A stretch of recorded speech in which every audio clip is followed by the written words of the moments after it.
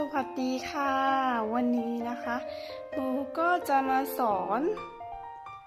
ปักคอติสในอีกแบบหนึ่งนะคะเป็น2 ดอกเหมือนกันนะคะแต่ดอกข้างในจะเป็นอีกแบบหนึ่งนะคะโดยผ้านะคะก็จะใช้เหมือนเดิมผ้าตาจีนตากลางนะคะขนาดความยาวนี้นะคะ18 เซนนะคะแล้วก็ด้านนี้นะคะประมาณ 10.5 เซนนะคะโอเคแล้วก็สีที่ใช้ก็จะมีสีน้ำเงินสีฟ้านะคะแล้วก็สีเหลืองจะเป็นแบบ2 สีนะคะสีขาวกับสีเหลืองแล้วก็สีชมพูก็จะเป็นเหมือนเดิมเหมือนกันนะคะสีขาวกับสีชมพูนะคะจะเป็นไหมแบบ2 สีนะคะ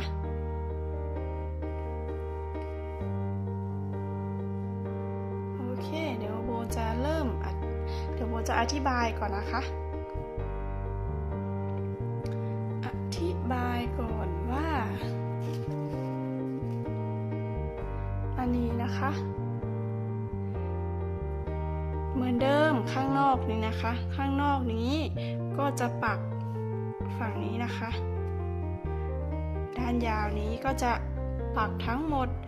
43นะคะแล้วก็41นะคะแล้วก็ด้านนี้นะคะ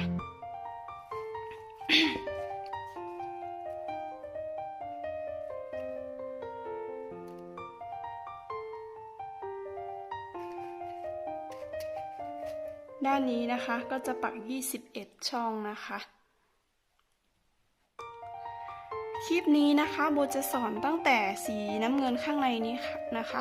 สีขาวข้างนอกถ้าใครยังปักไม่เป็นนะคะเดี๋ยวโบจะแปะลิงก์คลิป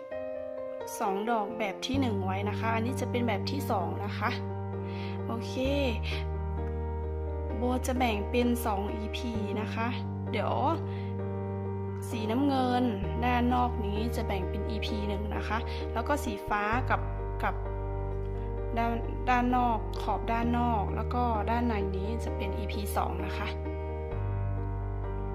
โอเคเดี๋ยวเราอันนี้นะคะดอกแบบที่2นี้นะคะข้างในนี้จะเป็นปักแค่5 เข็มนะคะ5อันนี้ก็5แล้วอันนี้ก็5นะคะ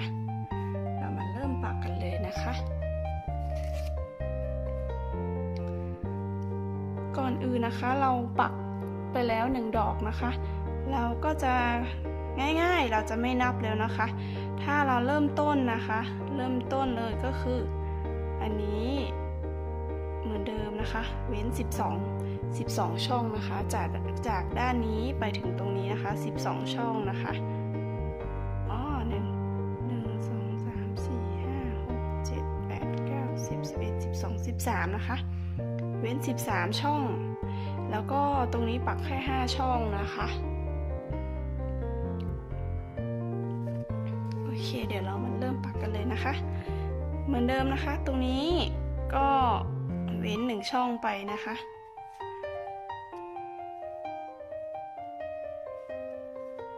นี่นะคะถ้าเราปักไปแล้ว1 ดอกเราก็แค่ปักให้มันตรงกันเฉยๆนะคะ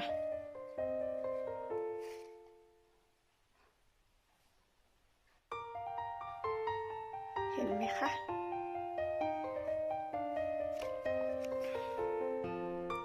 เราก็สามารถเริ่มจากตรงนี้ได้เลย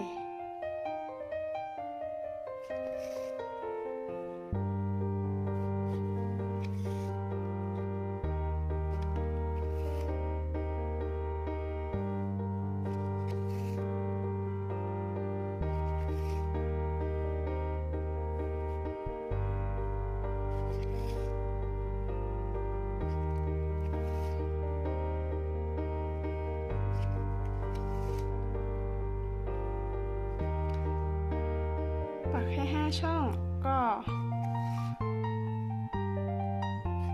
ปักเป็นทะแยงนะคะ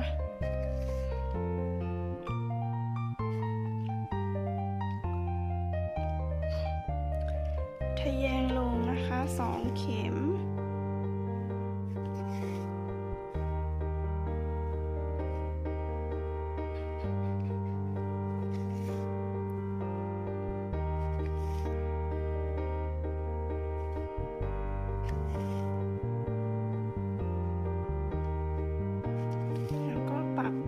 ทางซ้ายนะคะ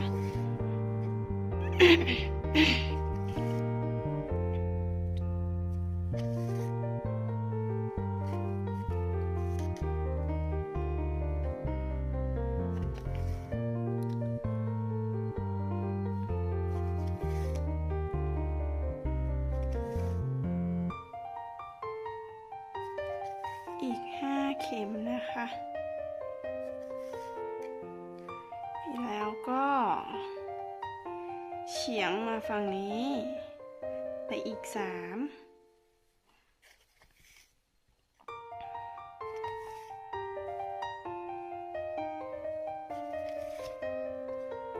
อันนี้ก็จะเป็น2แล้วก็3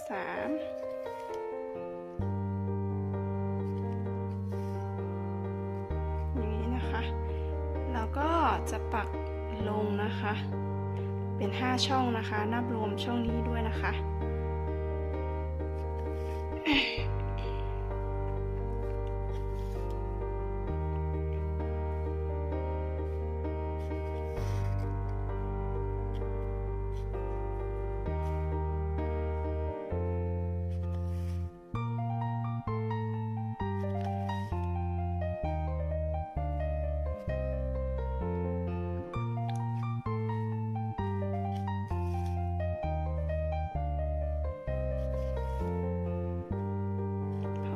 แบบนี้เราก็จะอันนี้เราจะปักรอบเดียวไปเลยนะคะเราก็จะปักมาฝั่งนี้เลย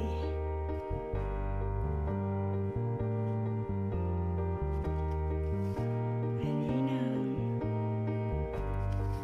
2นะคะเสร็จแล้ว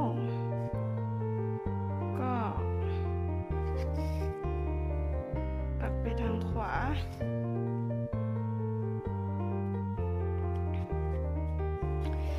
นับรวมเข็มแรกนี้ก็เป็น3นะคะ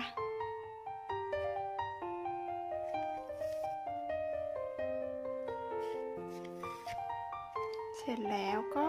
เฉียงไปข้างบน2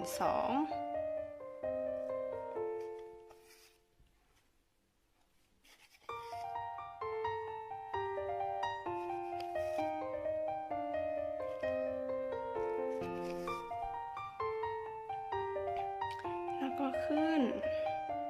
ไปทางขวา1แล้วก็ลง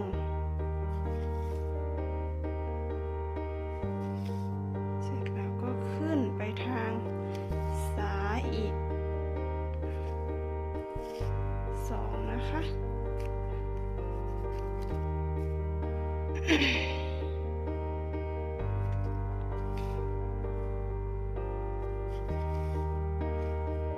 เสร็จแล้วทะแยงไปทางขวา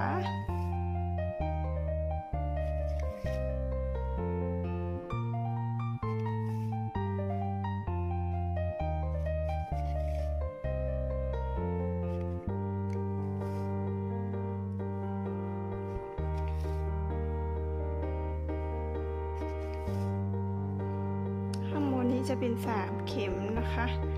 แล้วก็ทะแยงลงไปทางขวา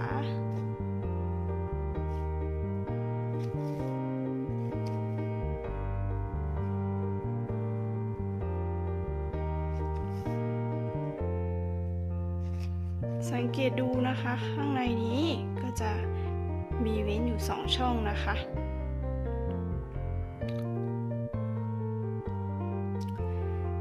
เสร็จแล้วก็ปักตรงๆเลย10 ช่องนะคะรวมช่องนี้ด้วยนะคะทั้งหมด10 ช่อง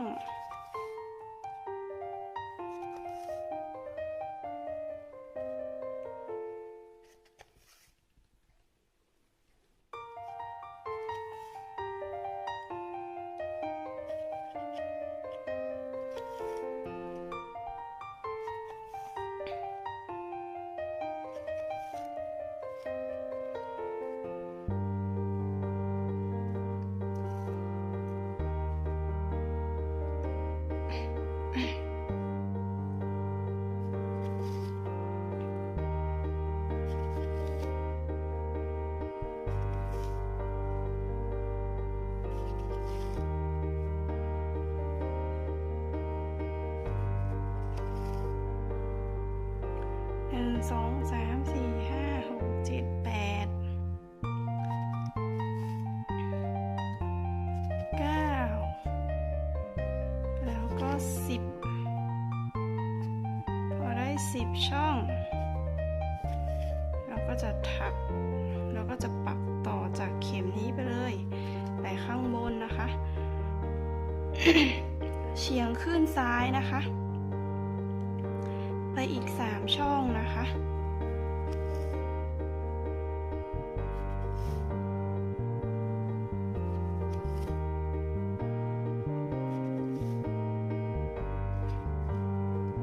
นี่นะคะมันก็จะเหลือช่องว่างอยู่ตรงนี้1ช่อง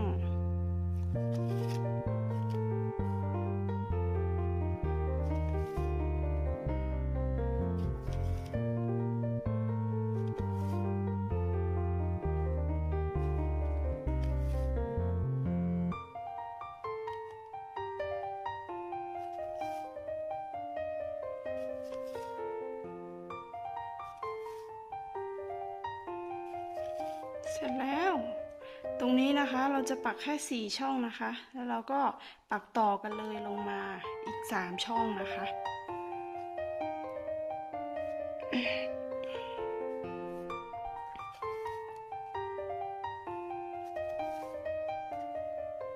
เราก็จะทำให้มันคู่ขนานกับฝั่งนี้นะคะ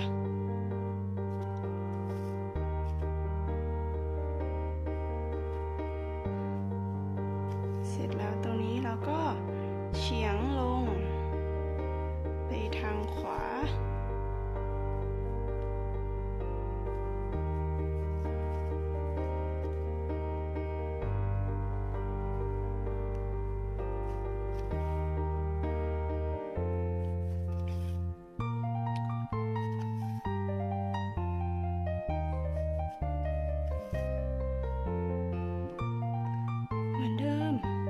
กันเลยนะคะมันก็จะเป็น1 2 3 4ฝั่งนี้ก็จะเป็น1 2 3 4นะคะแล้วเราก็จะทำอยู่ตรงนี้เลยนะคะก็คือปักตรงไปเลยนะคะขึ้นไปข้างบน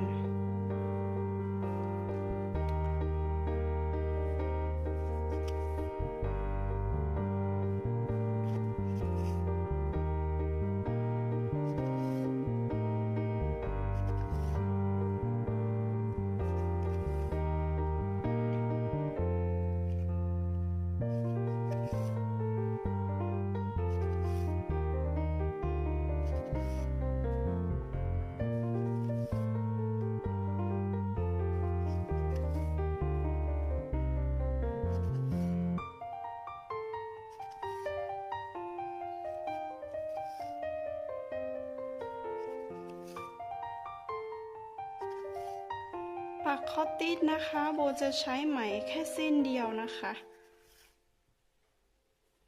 ผ้าตากลางนะคะจะใช้ไหมแค่เส้นเดียว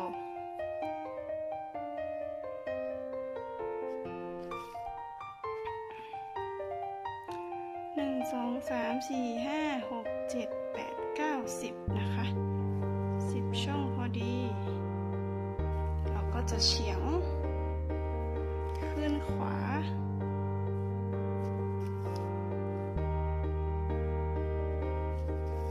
แบบนี้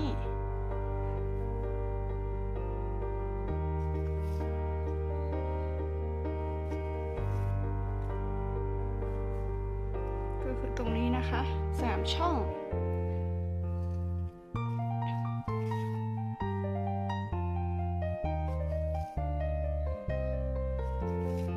เสร็จแล้วก็เฉียงลงทางขวา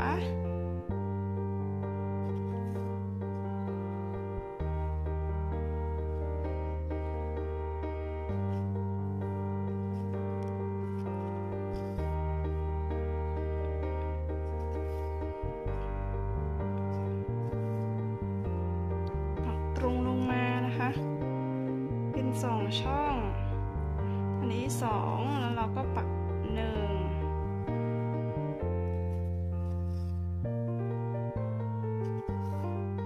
ขึ้นไปอีก1ฝั่งนี้ก็จะเป็น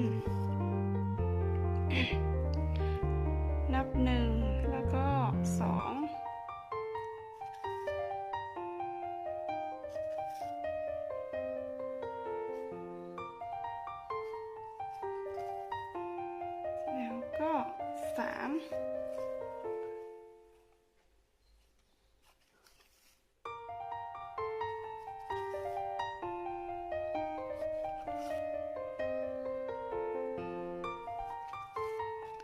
จำง่ายๆนะคะก็คือปัก5ช่องเว้นปักลงมา2ช่องแล้วก็5ช่องตรง1ช่องเป็น3 2 1 1 2แล้วก็เว้นแค่1แล้วก็3มันจำได้แค่5 3 2 1แล้วก็1 2 3อย่างนี้ไปเรื่อยๆนะคะ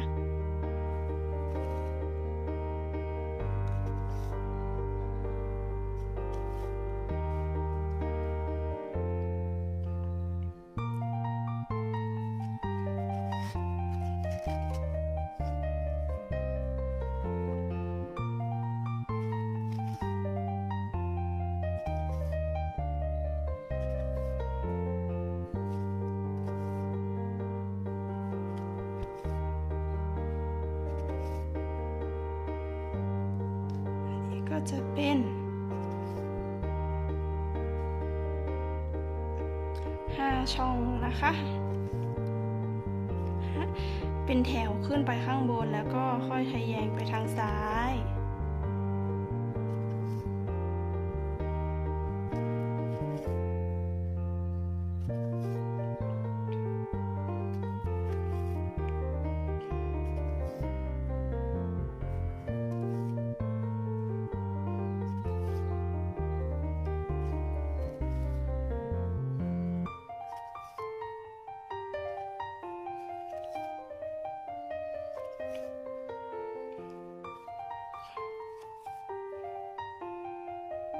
1 2 3 4 5อันนี้ก็จะเริ่ม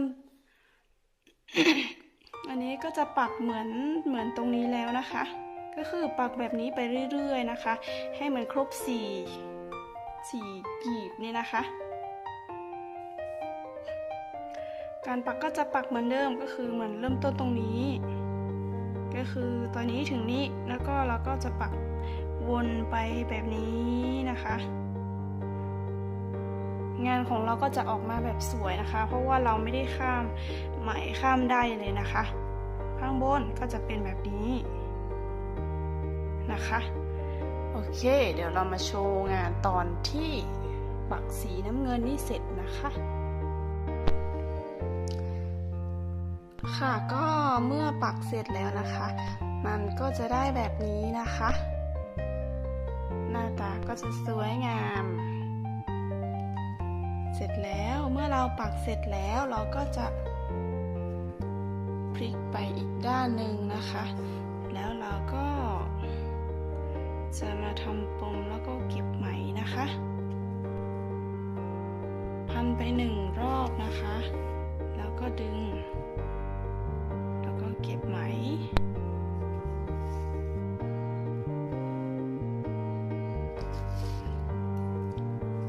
แล้วเราก็ตัด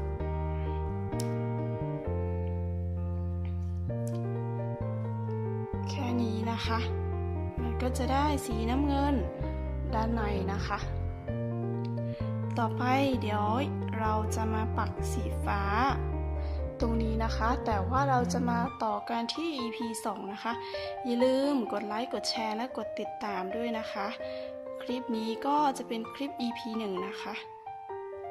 ค่ะก็